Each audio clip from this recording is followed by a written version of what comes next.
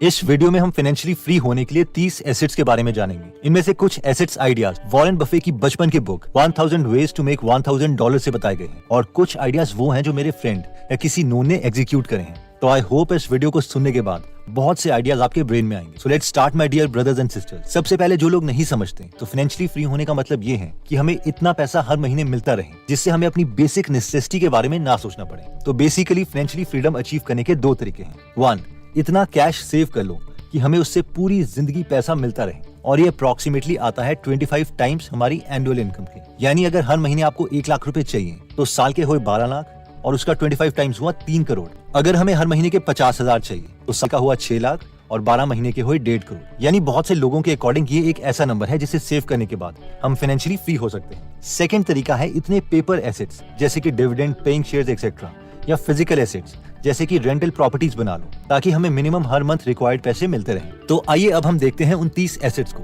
इस वीडियो को आप पूरा देखिएगा क्योंकि इनमें से आपने बहुत से एसेट्स सुने भी नहीं होंगे। तो 30th नंबर पर आता है माइनिंग। 1848 में कैलिफोर्निया में गोल्ड रश हुआ था।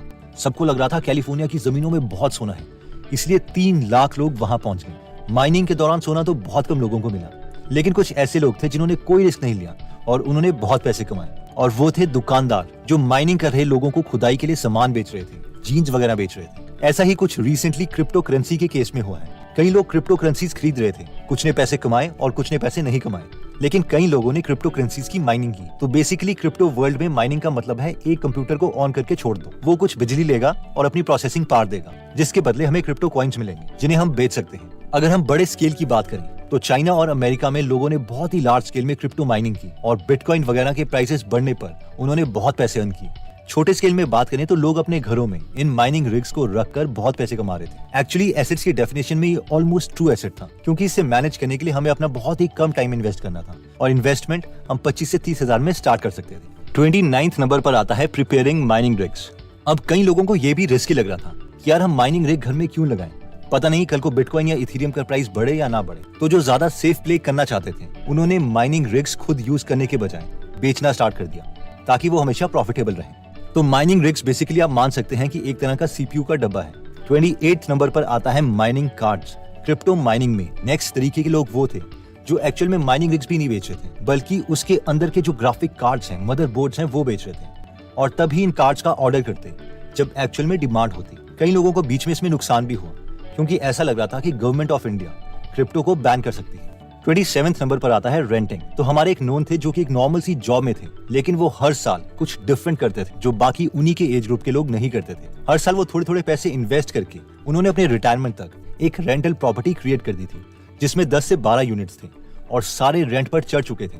यानी अब वो फाइनेंशियली फ्री थे। इतना ही नहीं, अगर वो चाहते तो उसी बिल्डिंग में और कमरे बनाकर और रेंटल इनकम जनरेट कर सकते थे। I hope you got the point. ये एक कॉमन एग्जांपल है, लेकिन बहुत ही कम लोग इसे एग्जीक्यूट करते हैं क्योंकि एक थोड़ा स्लो मेथड है। अगर आप सोचते हैं कि मेरे पास इतने पैसे तो है नहीं कि मैं रेंटल प्रॉपर्टीज में लगाऊं, तो इसके लिए नेक्स्ट एसेट क्लास आपके लिए आती है और 26 नंबर पर है REIT। जिस तरह से हम म्यूचुअल फंड्स में बहुत से लोग मिलकर एक एक्सपर्ट को पैसे देते हैं कि वो बेस्ट कंपनीज में हमारे लिए पैसे इन्वेस्ट करें जिसका रिटर्न हमें मिलता है, वैसे ही रियल एस्टेट में जब हम प्रॉपर्टीज के एक्सपर्ट्स को पैसे देते हैं तो वो अच्छी प्रॉपर्टीज खरीदते हैं और उसका रेंट सब में डिस्ट्रीब्यूट कर देते हैं और ऐसे एसेट्स को REIT कहते हैं, यानी रियल एस्टेट इन्वेस्टमेंट ट्रस्ट। इसमें हमें रेंटल इनकम के साथ साथ अगर प्रॉपर्टी की एप्रिसिएशन भी होती है तो उसका बेनिफिट भी मिलता है। इंडिया में भी अभी कंपैरेटिवली ये न्यू कॉन्सेप्ट है, लेकिन embassy office park REIT, Mindspace business park REIT and Brookfield India real estate trust India की रियल एस्टेट इन्वेस्टमेंट ट्रस्ट हैं।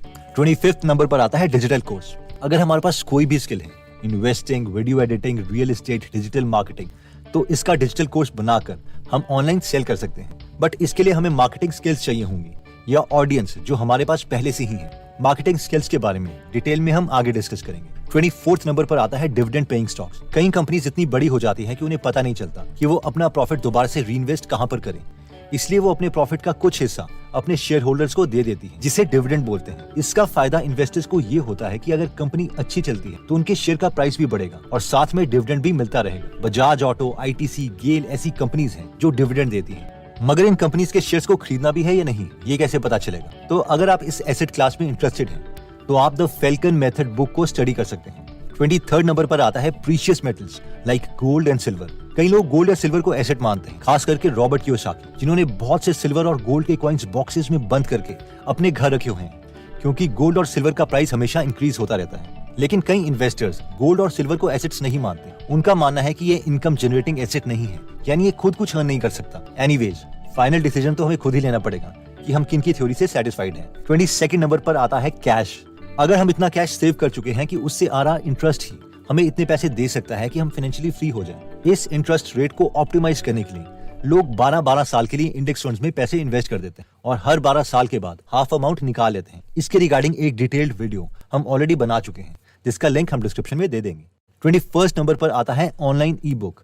ह्यू सी हावी एक अमेरिकन साइंस फिक्शन राइटर हैं, जिन्होंने बहुत ही famous science fiction series Silo लिखी थी। तो शुरू की बुक्स इन्होंने सेल्फ पब्लिश की थी Amazon Kindle में, जो कि ऑलमोस्ट फ्री है। और एक वक्त था जब इनकी हर महीने 20,000 से 30,000 कॉपीज बिक रही थी, जिसका मतलब है कि करीबन 1 करोड़ रुपए पर मंथ। बट मैंने देखा है इंडिया में बहुत मुश्किल है इस तरह की सक्सेस को रेप्लिकेट करना, क्योंकि बहुत ही कम लोग कंटेंट के लिए पैसे स्पेंड करते हैं। लेकिन अगर आप फॉरेन कंट्रीज के लिए कंटेंट लिख सकते हैं या फिर मार्केटिंग में अच्छे हैं, तो ये काम कर सकता है।